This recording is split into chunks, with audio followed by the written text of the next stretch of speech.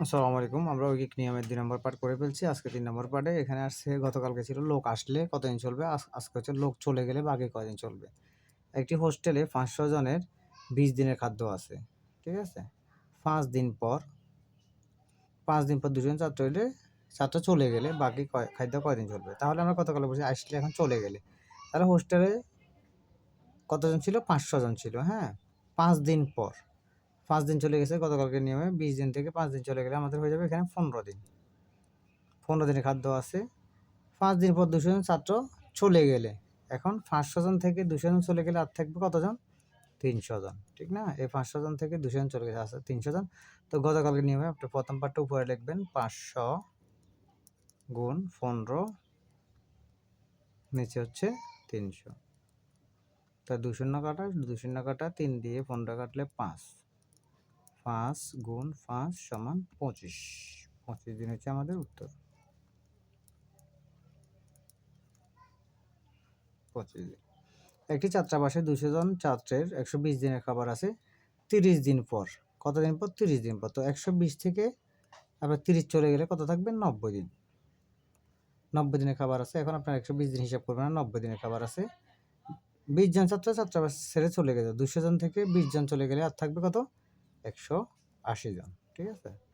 তাহলে অবশ্যই কাছে ছাত্রদের কতদিন চলবে? তাহলে আমরা আগের নিয়মে উপরে প্রথম ২ যদি বসাই দেবেন, প্রথম অংশটা দেন ১৮০।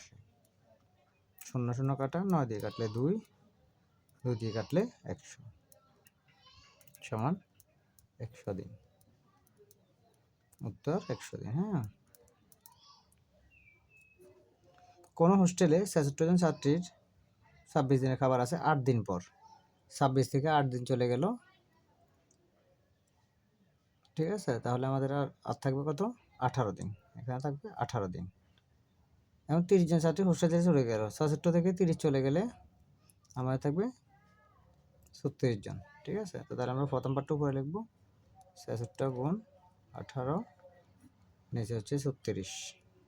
তাহলে ১৮ দুগুণা ৩৬, ২ দিয়ে কাটলে ৩৩ দুগুণা ৬৬। তাহলে আমাদের হবে ৩৩ দিন। উত্তর ৩৩ দিন। ৩৩ দিন। তাহলে আমাদের পরবর্তী বলছে একটি সেনানিবাসে ১০০০ জন সৈনিকের ৯ মাসের খাবার আছে। ৫ মাস পর সৈন্যদল হতে ৪০০ জন চলে গেছে। তাহলে কয় মাস পর? ৫ মাস। এখানে ৯ মাস ছিল, ৯ মাস থেকে ৫ মাস চলে গেছে, আমাদের থাকবে আর ৪ মাস। ঠিক আছে? এখন সৈন্যদলে ৪০০ জন সৈন্য অন্যত্র চলে গেল। ১০০০ থেকে ৪০০ চলে গেলে আমাদের থাকবে আর কতজন? ৬০০ জন।